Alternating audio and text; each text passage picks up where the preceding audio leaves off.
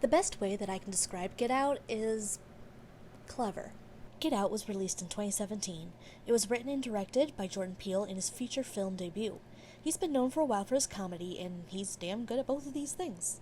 The stars are Daniel Kaluuya, Allison Williams, and Lil Rel Howery. The movie won Best Original Screenplay at the Academy Awards, and it should have won for Best Actor, Best Director, and Best Movie. Yeah, The Shape of Water was good, but this was so good. Trigger warnings for extensive discussions of racism and fetishization. The first character that we meet is Andre Hayworth, and he is walking through a suburban neighborhood, like pretty average looking place.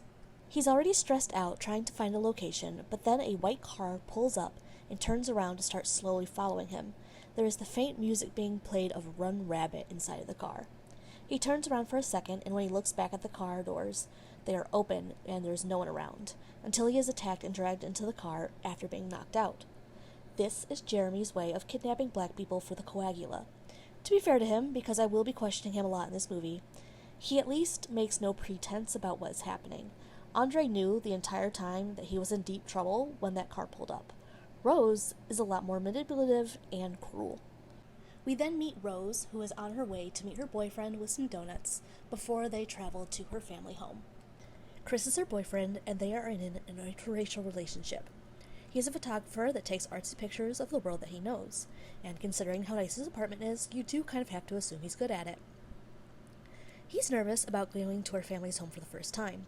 They've been together for about 5 months, and Chris does not have any family for her to meet.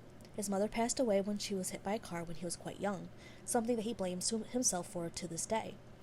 As he felt if he had called someone and notified them that his mother wasn't home, they could have done something. And that very well may have been the case, but he was a scared child waiting for his mother to get home. We learn a little bit more about the relationship when they're driving down to her parents' house. 1, Chris does not have a driver's license. 2, he is a smoker, and that's something that Rose is not a big fan of. She's a little controlling about it when she throws the cigarettes out the window. And then 3, that Rod is actually the star of this movie. Rod is not the biggest fan of Rose, although he does tease Chris about Rose leaving him for Rod. But at the same time, Rod still warns him about going to her house, which Chris ignores. It's around this point that they absolutely annihilate a deer. So I'm just going to assume that Jordan Peele has never seen a deer get hit by a car before. That's the only explanation I have for that. So the trauma that Chris has related to his mother being hit by a car and dying. So deer are kind of going to represent his mother, but also black people as a whole. And this connects a little more when they get back to Rose's family's home and she tells them about hitting the deer. Her father, he really doesn't like deer, and he makes a comment about how there are too many of them and they need to wipe them out. These are similar comments that white nationalists make about people of color. This disgust at there being too many deer and that they're disrupting the system. Even Chris has to raise an eyebrow at that, but let's be honest, he probably just thinks it's white peopling. And Rose's father, for the most part, comes off as this goofy dad. Her father is a neurosurgeon and her mother is a psychiatrist. She has an office in the house where she sees patients. Her primary claim to fame is her hypnosis abilities. One thing that her father feels the need to address is the 2 staff members they have working for the family. Georgina and Walter are both black, working for a white family. And Chris is given the story that they had worked for the family when Dean's parents had been alive, and they'd taken care of them when they were sick. And when they passed away, the last thing they wanted to do was fire them, so they kept them working in the house. Chris seems to accept this, but it's weird. But he's about to be a lot more weirded out when he meets Jeremy. So I kind of wonder if they're twins based on how they talk about how they were in the same year at school. This man is not capable of being normal for a single second. The night at dinner, he's drunk. The conversation turns to sports. Jeremy starts to ask about MMA, where Chris admits that he had a little bit of training when he was young in martial art. I didn't write down which martial art, but one of them.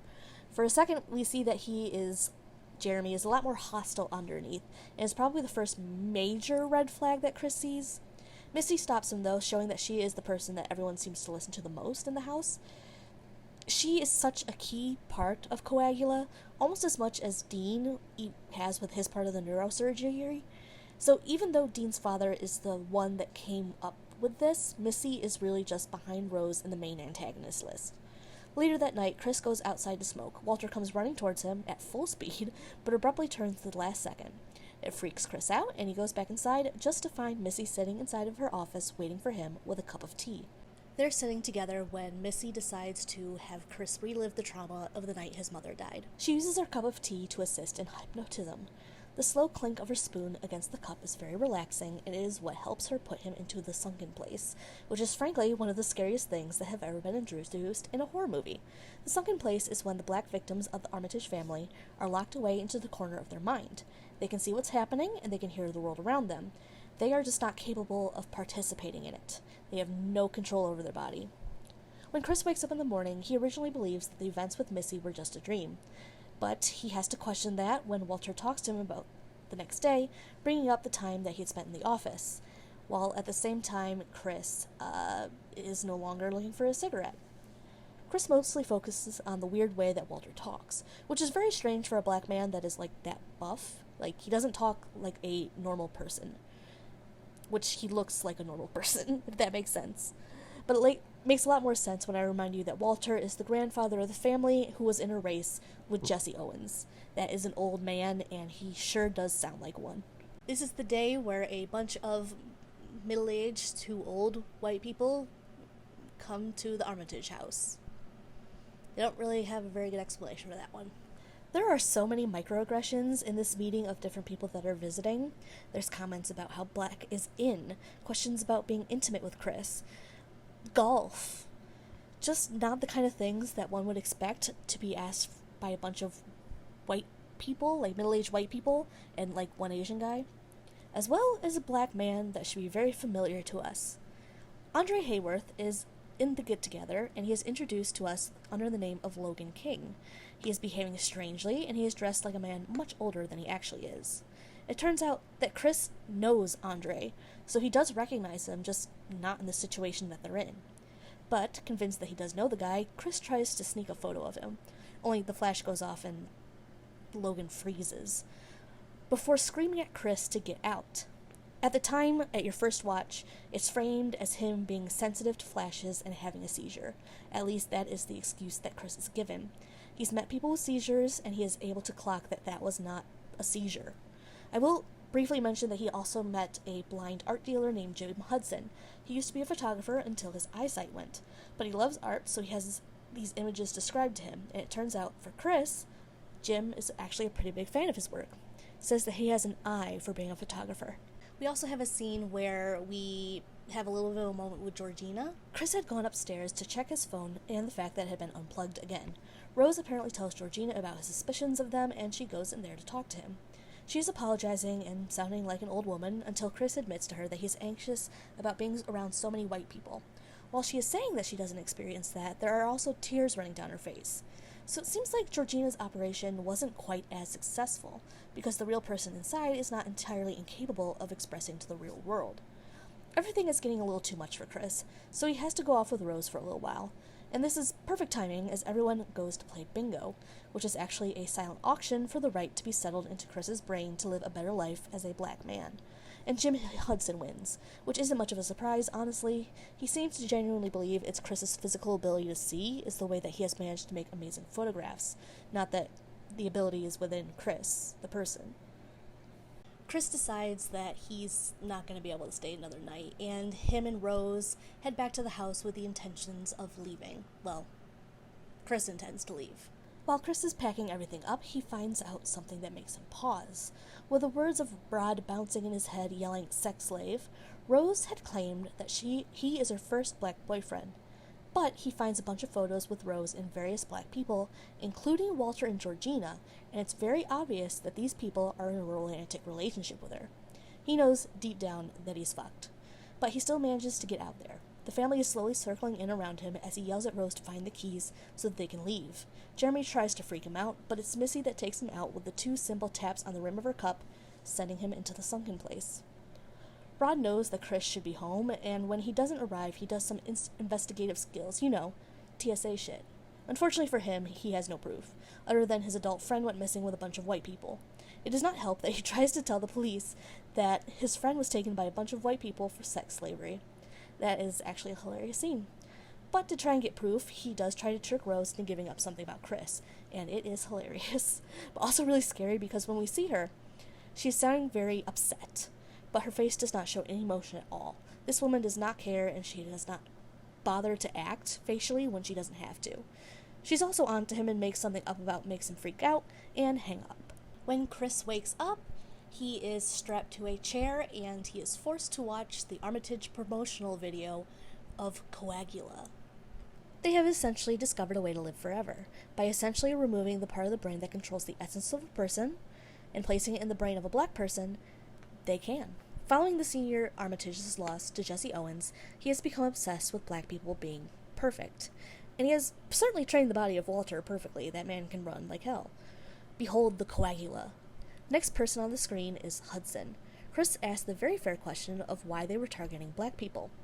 But maybe the blind art dealer isn't the best person to ask that question. He doesn't have much of an answer either, saying that he just wants his eyes. Out of his anxiety, Chris has been scratching at the arms of the chair, and it has brought some cotton to the surface, which he uses to plug his ears. So when the tap against the rim happens, he does not actually lose consciousness. The brain surgery has begun in the other room, Dean starting to use a saw into the blind man's skull while Jeremy goes to get Chris. And after removing the bindings from his arm, Chris takes the chance when Jeremy's back is turned to him to take a billiard ball and smack him in the skull. He then uses the deer that was displayed over the television to gore Dean in the chest, causing the man to fall back and knock over a bunch of candles, setting the room on fire, and we can assume that Jim Hudson is toast. Literally. Chris runs into Missy almost immediately with a teacup located between the two of them. Chris lunges forward and throws the teacup to the ground. She is not capable of physically fighting him, but she gives it a shot. She stabs him in the hand, and just Chris is done with her. He kills her. But he's not so lucky to be free, because Jeremy is not down yet. He tries to choke out Chris, but eventually Chris gets the upper hand, and he releases quite a bit of pent-up frustration into kicking the hell out of his head, which is what he should have done the first time that he knocked him over. And it's not that Chris isn't aware that Georgina is actually Grandma. I think that he takes her because she did seem to be the one closest to breaking through, so he tries to take her with him. But she freaks out and causes him to crash the car, but kills her in the process. Rose has figured out what is going on and sends Grandpa after Chris, which is a terrifying thing to witness because that was a very big, fast man. And he probably would have beaten the snot out of Chris, but Chris manages to take a flash photo in his face, bringing the actual Walter to the forefront. Walter convinces Rose to hand him the shotgun as he wants to fish Chris off. Instead, she ends up being shot in the stomach and he commits suicide, which I understand. When it becomes clear to Rose that she's screwed, she tries to manipulate him by bringing back the love that she isn't. And Chris does struggle a little bit. I don't know if I would have. He's not able to kill her. Not just because they were in the headlights of a car with flashing blue and red lights. He had feelings for her.